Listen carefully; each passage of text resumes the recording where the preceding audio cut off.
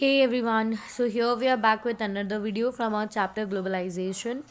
So we have very properly studied about globalization, and now we need to concludingly see what is the positive and negative impact of globalization. Okay, so this is a particular last video lecture from this particular chapter also. Okay, in detail we'll be discussing the positive as well as the negative impacts of globalization. So beginning with the positive impact of globalization, the very first thing we have, और हम इस चीज़ को समझते भी हैं, है ना, कि बहुत सारी एमएनसीज होगी अगर हमारे यहाँ पे, तो बहुत सारा प्रोडक्ट भी प्रोड्यूस करने वाली है ना। जब हमारे पास जब बहुत सारा प्रोड्यूस हो जाएगा तो will have a very large variety of products to choose from. Okay, जब बहुत सारी एमएनसीज आएगी और वो अपना इन्वेस्टमेंट करेगी इंडिया के अंदर, तो इंडियन कंज्यूमर्स के पास बहुत सारी वैरायटी हो जाएगी और उन्हें अच्छी क्वालिटी में, because of increasing of competition, उन्हें अच्छी प्राइस के ऊपर, है ना, मतलब हम बोलते हैं ना कि चीपर रेट्स के ऊपर अच्छी क्वालिटी ऑफ सब्सटेंसेस मिलने लग जाएंगे। ओके, डेवलपमेंट एंड इंफ्रास्ट्रक्चर बहुत बेसिक सी चीज़ है। अब एमएनसी आएगी तो रोड पे तो सामान ही बनाने लगेगी, ठीक है, वो बिल्डिंग्स बनाएगी, ठीक है, अपने लिए खुद के लिए इंडस्ट्रीज़ और फैक्ट्रीज सेटअप करेगी, तो उसे इलेक्ट्रिसिटी चाहिएगा, वाटर चाहिएगा, है ना। जहाँ से अगर वो ट्रांसपोर्टेशन वगैरह कर रही है तो उसको रोड की फैसिलिटी भी चाहिएगी, ठीक है। So you need to understand कि इनके साथ में जब ये आती है, अपना कैपिटल इन्वेस्ट करती है, ठीक है, तो ये अपने साथ में बहुत सारी अदर, मतलब इसका इम्पैक्ट हमें दे सकते हैं कि हमें एक तो ठीक है हमारी जीडीपी बढ़ती है, प्रोडक्शन के अंदर हमें लार्ज वैरायटी देखने को मिलती है, उसका एक इम्पैक्ट भी होता है कि इंफ्रास्ट्रक्चर डेवलपमेंट भी होता है। जैसे अपन और समझने की कोशिश करें तो the government is building golden quadrilateral, ठीक है, which will connect all the major cities, जिसके बारे में हम ऑलरेडी पढ़ चुके हैं गोल्डन क्वाड्रिलेटरल के बारे में, है ना। तो इस like this is particular makes you understand कि अच्छा कैसे हमारी कंट्री में इंफ्रास्ट्रक्चर, मतलब अब बहुत सारे लेबर किसी एक जगह में रह रहे हैं। आपने देखा है ना, सिटीज़ डेवलप क्यों होने लगी है, बहुत सारी कंपनीज आ गई तो लोगों को हर बेसिक फैसिलिटी चाहिए। जो लेबर वहाँ रह रहा है उनके बच्चों को स्कूल्स भी चाहिए, हॉस्पिटल्स भी चाहिए। सो बेसिकली ये सब रिजल्ट करता है इंफ्रास्ट्रक्चर डेवलपमेंट में। Okay, boost to Indian companies. अब देखो, ऐसा नहीं है कि ना केवल फॉरेन कंपनीज़ को ही मज़ा आ रहा है सारा, ठीक है, कि चलो हम लोग जा कर के कहीं फॉरेन में ट्रेड कर लेंगे। इंडियन कंपनीज़ को भी बहुत ज़्यादा अपॉर्चुनिटीज़ मिली है, ठीक है। अब इस पॉलिसी की वजह से क्या हुआ है कि प्राइवेट सेक्टर, मतलब वो अपनी मर्जी, मतलब पहले जो, हाँ, उसको बहुत ज़्यादा रेस्ट्रिक्शंस फेस करने पड़ते थे इम्पोर्ट और एक्सपोर्ट पे, अब उसके सामने के सारे वो रेस्ट्रिक्शंस हट चुके हैं, ठीक है। और इसकी वजह से क्या हुआ है, देखो, रेस्ट्रिक्शंस हटने की वजह से एक तो, ठीक है, उनके इजी रेट ऑफ एक्सचेंजेस भी उनको मिलने लगी है, टेक्नोलॉजिकल इन्हांसमेंट भी मिलने लगा है कि वो किसी और कंट्री से लेकर के आ सकते हैं सामान या टेक्नोलॉजी ला सकते हैं, है ना। तो आप इस चीज़ को समझ में आना चाहिए कि इंडियन कंपनीज भी ऐसी है, बहुत सारी ऐसी इंडियन कंपनीज भी है जो खुद को अब क्या प्रूफ कर चुकी है, मल्टीनेशनल कंपनीज, ठीक है। Like example you have seen only Tata Motors and बेक्सी, एशियन पेंट्स, ठीक है, बहुत सारी ऐसी कंपनीज है जिन्होंने अपना मतलब अपने खुद को इस्टेब्लिश कर लिया world wide. Okay, now next you what you see is boost to service sector. Now what is service sector, probably you understand is कि service sector हमें पता है कि हाँ ठीक है, IT sections हुए, like we can say advertisement वाला सेक्शन हुआ, बैंकिंग वाला सेक्शन हुआ, इसको हम लोग सर्विस सेक्टर में जनरली इंक्लूड करते हैं। तो ग्लोबलाइजेशन जो है बेटा, उसमें स्पेशली क्या होता है कि उसने न्यू अपॉर्चुनिटीज़ क्रिएट कर दी है, specially in the service sector. अब ऐसा नहीं होता जनरली, अगर आप देखने को आपको अगर मिलेगा कि यू कैन अंडरस्टैंड कि एक एमएनसी आई है और उसने क्या किया, अपने फार्म खरीद लिया और वहाँ पे वो एग्रीकल्चर कर रही है, ठीक है ना। तो जनरली वो लोग एग्रीकल्चर वगैरह जैसी चीज़ों में इन्वॉल्व नहीं होते, ठीक है। मैन्युफैक्चरिंग इज़ अ सेक्शन जहाँ पे वो आती है, अपनी फैक्ट्री सेटअप करती है और लोगों को फिर एम्प्लॉयमेंट देती है। पर यू ऑल्सो सी कि आज के टाइम पे बहुत सारी multinational company, specially in the section of IT, है ना, इंफॉर्मेशन एंड कम्युनिकेशन टेक्नोलॉजी की जब हम बात करते हैं तो आईटी में वो बहुत ज़्यादा है, वहाँ पे आपको बहुत सारे एग्जांपल्स भी मिल जाएंगे मल्टीनेशनल कंपनीज़ के। ओके, तो स्पेशली इन्होंने क्या किया है, सर्विस सेक्टर वाली चीज़ को भी एनहांस कर दिया है अपने यहाँ पे। Now foreign currency and foreign direct investment, इसका तो देखो बहुत सीधा सा एग्जांपल, जो फिगर्स यहाँ दे रखे ना उससे समझने की कोशिश करो कि 1991 में अगर हमारे यहाँ पे फॉरेन इन्वेस्टमेंट जो था वो 174 करोड़ था, ठीक है। और वो विद इन 10 ईयर्स, वो मतलब मैं इसको डबल भी नहीं बोल सकती, ट्रिपल भी नहीं बोल सकती, ठीक है। I don't know how many times it has improved, it has just turned out to be 9338 in 2000। तो काफ़ी ज़्यादा 10 सालों में आप देखोगे कि बहुत ज़्यादा बहुत एक्सटेंड में चेंज आ गया। जैसे ही हम लोगों ने अपनी इकोनॉमिकल पॉलिसीज़ को थोड़ा लीनियन किया, तो ऐसा नहीं होता कि ठीक है सारी जो MNCs वो अट्रैक्ट होकर के हमारी कंट्री में आ गई है। तो we have earned very good amount में foreign currency and foreign direct investment. Okay, now global form of modern business. Okay, now you also understand कि ग्लोबल फॉर्म ऑफ क्यों बोला जाता है, मॉडर्न बिजनेस भी क्यों बोला जा रहा है। ठीक है, हमारे पास पहले हम लोग एक प्रिमिटिव काइंड ऑफ जो पुराने हमारे पास खुद के जो हमारे टूल्स वगैरह होते थे, जो चीज़ें हमें लगता था कि ओके ठीक है ये बेसिक नीड्स में आती, बस उसी में हम लोग बिज़नेस किया करते थे। बट धीरे धीरे हमें देखने को मिल रहा है कि टेक्नोलॉजिकल इंप्रूवमेंट आ रहा है, लोग धीरे धीरे एडवांस्ड होते जा रहे हैं, तो वो new forms of business activities भी करने लगे हैं, है ना। पहले तो 2-3 चीज़ें गाँव में दिख जाती थी, एक मिठाई की शॉप मिल जाएगी, एक ग्रॉसरी स्टोर मिल जाएगा, एक मेडिकल मिल जाएगा, स्टेशनरी आपको मिल जाएगी, तो ये बेसिक शॉप्स हुआ करती थी। आज आप देखोगे तो बहुत अलग, आप पर्टिकुलर देखो आपके आसपास में भी गेमिंग जोन्स वगैरह भी बने होंगे, है ना। So low people have got new innovations also for the new different forms of business ideas also. और सबसे स्पेशली क्या हो चुका है कि जो अब वो उनका बिजनेस है वो लिमिटेड नहीं है एक पर्टिकुलर एरिया से, that has become all over the globe. They have got opportunity to spread their business all over the globe.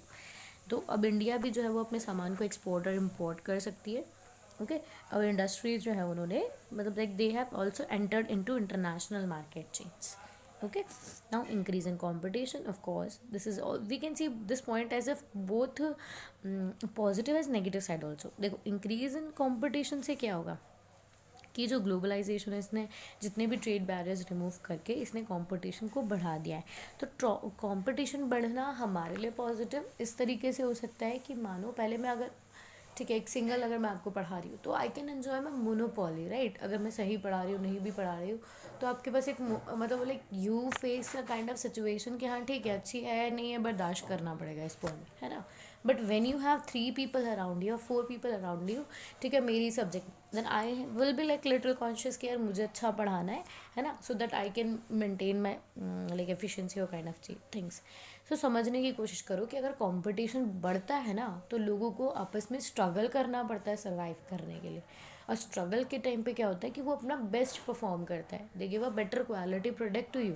Okay, so that is like a positive side for us also कि इसकी वजह से क्या होता है कि competition से हमारी एफिशिएंसी और प्रोडक्टिविटी लेवल जो है वो बढ़ जाता है। यू नीड टू अंडरस्टैंड कि देखो प्राइवेट सेक्टर एक सिंपल से मोटिव पे काम करती है कि प्रॉफिट अर्न करना है ना। तो उसी चीज़ को अगर हम समझे कि वो क्या करेगी कंपटीशन के अंदर चीपर रेट्स में और अच्छी क्वालिटी का गुड आपको देगी ताकि she can attract lot of customers, है ना, वो कंपनी लॉट ऑफ कस्टमर्स को अट्रैक्ट कर सके।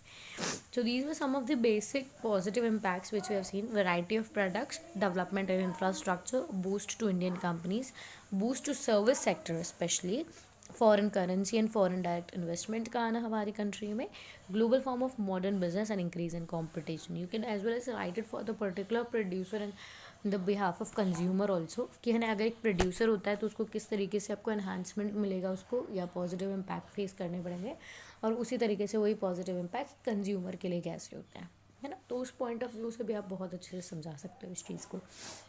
The very next thing we have is negative impact of globalization. तो जब हम लोग नेगेटिव इम्पैक्ट और एक और चीज़ समझने की कोशिश करना है कि ये पॉजिटिव और नेगेटिव इम्पैक्ट आपसे 3 मार्क के जनरल क्वेश्चन में पूछ, 5 मार्क में भी पॉसिबिलिटी है, ठीक है, बट 3 मार्क में तो हमारे पास जनरली एक पॉसिबिलिटी होती है कि हमसे ये क्वेश्चन पूछा जा सकता है। ओके, तो सबसे पहला आ जाता है हमारे पास एक्सप्लॉयटेशन ऑफ वर्कर्स, है ना। एक्सप्लॉयटेशन ऑफ वर्कर्स की अगर हम बात समझते हैं तो बहुत मतलब जेन्युइन सी चीज़ है। MNC अपना बिजनेस उसी जगह जाकर के सेटअप करेगी जहाँ उसे चीप लेबर मिल जाएगा। और इंडिया जैसी कंट्री में तो people are like ready to do their job, मतलब काफ़ी ऐसे पुअर सिचुएशंस में because they are force to do, है ना। आप समझो कि उनके पास पैसा ही नहीं है, उनके पास जॉब्स ही नहीं है, इतनी ज़्यादा उनके लोगों की हालत ख़राब है, तो दे आर लाइक फोर्स्ड कि ठीक है जो मिल रहा है वो अच्छा है। तो पीपल बहुत इजीली यहाँ पे रेडी हो जाते हैं चीपर रेट्स में काम करने के लिए। और फिर मतलब आप समझ रहे हो कि एक लाइक उनका वर्किंग टाइम भी ज़्यादा होता है, कंडीशंस भी समवेयर क्रिटिकल होती है, फिर उनको उसके बदले में वेजेस भी नहीं मिलते हैं प्रॉपर, है ना। So that is a proper manner में एक्सप्लॉयटेशन, ठीक है। एक लार्ज MNC वर्ल्ड वाइड अपना नेटवर्क बनाती है और वो ये चीज़ चाहती है कि वो चीपेस्ट गुड्स, मतलब ठीक है कम से कम सस्ते में गुड्स उनको वो खुद बना पाए, मैन्युफैक्चर कर पाए देन उसको बेचे ताकि वो मैक्सिमम प्रॉफिट्स अर्न कर सके। तो वर्कर्स को फोर्स किया जाता है कि वो लॉन्ग आवर्स तक काम करे, नाइट शिफ्ट्स में भी काम करे, है ना। बहुत सी बार तो ऐसी कंडीशन होती है, आई हैव सीन इट मैं फैमिली ऑल्सो, कि उनका ना टाइम मिसमैच होता है। फॉरेन में ऑफकोर्स यू नो कि वहाँ टाइमिंग अलग चलती है, हमारे यहाँ पर टाइमिंग अलग चलती है, तो उनको कितनी बार ऐसा वो लोग फोर्स करते हैं कि आप हमारे टाइमिंग के हिसाब से चलो, है ना। I have seen many people like, ठीक है, वो इस कंडीशन के अंदर वर्क कर रहे होते हैं। Okay, so on regular basis during the peak season, जब पीक सीजन होता है तो बहुत ज़्यादा हार्श तरीके से काम करवाते हैं उनसे। Workers are denied their fair share of benefits. अब जेन्युइन चीज़ है कि अगर मानो कि एक एमएनसी को 1 करोड़ का प्रॉफिट हुआ है, तो क्या वो अपने वर्कर्स में थोड़ी डिस्ट्रीब्यूट कर देगी, है ना। वो खुद के मैक्सिमम शेयर वो खुद के पास रखेगी। उसने जेन्युइन चीज़ है, उसने सोशल वर्क करने के लिए थोड़ी एमएनसी चालू करी थी, उसने खुद का प्रॉफिट अर्न करने के लिए एमएनसी चालू करी थी। तो समवेयर जितना एक्सप्लॉयटेशन किया जा रहा है, इनसे बहुत ज़्यादा आउटपुट लिया जा रहा है, और जितना प्रॉफिट हो रहा है ना, वो इन्हें नहीं दिया जा रहा। Less importance to agriculture, like I have previously positive sides में हमने ये चीज़ पढ़ी थी कि एक एमएनसी आकर के ऑफकोर्स फार्मिंग करने तो नहीं लगती है ना। वो जनरली है तो मैन्युफैक्चरिंग सेक्टर खोल लेगी, या फिर वो अपना सर्विस सेक्टर के अंदर ही अपनी कोई बिजनेस कंपनी डालेगी, है ना। तो जनरली यहाँ पे एग्रीकल्चर को इम्पोर्टेंस नहीं दी जाती है। तो न्यू इकोनॉमिक पॉलिसी जो है उसने मतलब जो है वो मतलब यू हैव टू अंडरस्टैंड कि उन्होंने एग्रीकल्चर सेक्टर को थोड़ा बहुत इग्नोर कर दिया। अब डोंट टेल मी कि मैम रॉ मटेरियल्स जो है वो सारे एग्रीकल्चर सेक्टर से आते हैं, ये समझ आता है एग्रीकल्चर सेक्टर से आते हैं, ठीक है। उन्होंने क्या किया, ठीक है, एग्रीकल्चर सेक्टर में जितना भी आउटपुट प्रोड्यूस होता है उसको चीपर रेट्स में उठा लिया डायरेक्टली, आप समझ पा रहे हो। But they have not made a proper investment in agriculture sector. जितना आउटपुट वहाँ प्रोड्यूस हो रहा है बस उसको खरीदने का काम किया है, उसके अंदर कोई एडिशनल आपको समझने की ज़रूरत है कि एडिशनल बेनिफिट्स यहाँ पे एग्रीकल्चर को नहीं मिले कि ठीक है हम लोग एग्रीकल्चर प्रोड्यूस को डबल करने के लिए, ट्रिपल करने के लिए कुछ इन्वेस्टमेंट करते हैं, वैसी कोई चीज़ यहाँ पर नहीं हुई है। Failure to poverty alleviation, now you understand what is poverty alleviation. Poverty को रिमूव करना, यहाँ चीज़ समझने की कोशिश करना कि हमें लगा था कि यार फॉरेन इन्वेस्टमेंट आ रहा है ना, फॉरेन से कोई कंपनी आ रही है तो हमारे यहाँ पैसा लगाएगी, तो हमारे लोगों के यहाँ पे वर्किंग कंडीशंस बेटर होगी, क्योंकि उनको इनकम मतलब वर्किंग कंडीशंस नहीं समझ सकते, लिविंग कंडीशंस बेटर होगी। तो हम लोग पॉवर्टी एलिवेशन को समझ रहे थे, तो बहुत बेसिक सी चीज़ें, ठीक है, मानते हैं उन्होंने इन्वेस्टमेंट किया है, बहुत ज़्यादा पैसा भी हमारी कंट्री में आया है, लेबर को एम्प्लॉयमेंट भी मिला है, पर you also have to understand कि अब जो गैप है रिच एंड पुअर का वो बिल्कुल भी रिड्यूस नहीं हुआ है इस वजह से, क्योंकि एमएनसी क्या करेगी, वो मैक्सिमम प्रॉफिट अर्न करेगी। ये चीज़ अभी हमने यहाँ पर भी समझी थी कि उनका मेन मोटिव होता है कि वो मैक्सिमम से मैक्सिमम प्रॉफिट अर्न करे, और उस मैक्सिमम प्रॉफिट अर्न करने के चक्कर में वो पता है क्या करती है कि उस वर्कर को एक्सप्लॉइट कर देती कम्प्लीटली। उसको अगर हम उसको एक अच्छा फेयर अमाउंट ऑफ वेजेस नहीं देती है, ठीक है। अब इसकी वजह से क्या होता है प्रॉपरली कि they are forced to live in that particular situation only, कि हाँ ठीक है थोड़ा सा हम लोग हमारी बेसिक नीड्स को कंप्लीट कर पा रहे होंगे, उतना कंप्लीट है। उसके बाद में आप ये समझ रहे हो कि उनको एक ग्रो करने का, फाइनेंशियली ग्रो करने का चांस नहीं मिल पाता है, ठीक है। जो अब जो चीज़ और जो ऑलरेडी रिच थे, उनके पास पैसा था, इसीलिए वो एमएनसी इस्टेब्लिश करने में एबल हुए थे, है ना। और धीरे धीरे उनका जो अमाउंट है वो और ज़्यादा बढ़ता ही जा रहा है, ठीक है, पर वो पुअर के पास वो पैसा नहीं जा रहा है, that you need to understand. फिर उसके बाद में next point what we have is problems to the small scale industries. Genuine चीज़ है, स्मॉल स्केल इंडस्ट्रियल्स के पास जो इतना पैसा भी नहीं होता है ना, इंडस्ट्रियलिस्ट के पास में, तो ना ही अगर उनके पास पैसा है, ना ही वो और ज़्यादा अपने इन्वेस्टमेंट को और ज़्यादा बढ़ा सकती है, ठीक है। और उनको एक फेयर अमाउंट में वो सामान बेचना ही पड़ेगा, तो वो अपनी क्वालिटी भी ज़्यादा इंप्रूव नहीं कर सकती है, ना ही कुछ ज़्यादा सस्ते में अपना सामान बेच सकती है, इतना टेक्नोलॉजी भी उनके पास अवेलेबल नहीं होता है। सो ठीक है, अब इनको ज़्यादा कंपटीशन फेस करना पड़ता है, क्योंकि एमएनसी ने क्वालिटी वाइज भी प्रोडक्ट थोड़ा ठीक बना दिया, प्राइसेस भी रिड्यूस कर दिए, है ना, ताकि वो अपना एक मार्केट कंट्रोल लेना चाह रही है एमएनसी, पर इनके पास चॉइस नहीं होती है, ठीक है। तो इनको काफ़ी ज़्यादा कंपटीशन की वजह से स्मॉल स्केल इंडस्ट्रीज़ की कंडीशन ऐसी होती है कि वो फेल हो जाती है, कितनी बार तो बंद करनी पड़ जाती है उनको। So competition and uncertain employment की भी अगर मैं बात करूँ, बहुत नॉर्मल सी बेसिक सी चीज़ है। सो कंपटीशन कैसे बढ़ता है ये भी आपको बहुत समझा चुकी हूँ। मार्केट में पहले आपके पास एक ही चॉइस अवेलेबल थी, तो तुम्हें उसको पढ़ना ही पड़ेगा, मुझसे तुम्हारे पास कोई चॉइस अवेलेबल नहीं। When you have so many choices in the market, तो अब जेन्युइन चीज़ है, मेरे लिए भी कंपटीशन बढ़ेगा, ठीक है, people can easily move from my side, okay. तो उनको रोकना is like something like a competition, है ना। एंड अनसर्टेन एम्प्लॉयमेंट ऑल्सो, कि ठीक है आज के टाइम पे अगर हम लोग हमारे मार्केट सिचुएशन की बात करते हैं, तो ठीक है आपको आपके पास खुद के पास भी कितनी सारी चॉइसेस, अगर आपको एक चीज़ नहीं पसंद है तो you can properly shift on to the other one, है ना। सो ये एक बहुत बेसिक सी टर्म्स है जो आप बहुत अच्छे से समझते भी हो इस चीज़ को, कि बहुत ही ज़्यादा फ्लेक्सिबिलिटी अब मार्केट में हो चुकी है। ठीक है, अगर नहीं पसंद आता है तो एक अगर कोई जॉब क्विट करता है तो इतने लोग अनएम्प्लॉयड बैठे हैं कि ठीक है दे आर रेडी। मानो कि मुझे अगर 100 रुपीज़ भी मिलता है मंथली, तो there are people who are going to agree to like work upon 70 and 80 rupees also, है ना। इतनी ज़्यादा tough competition, stiff competition and uncertainty हो चुकी है हमारे मार्केट्स के अंदर।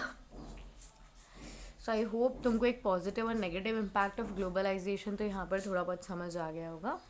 ठीक है, so that's it for today, thank you everyone.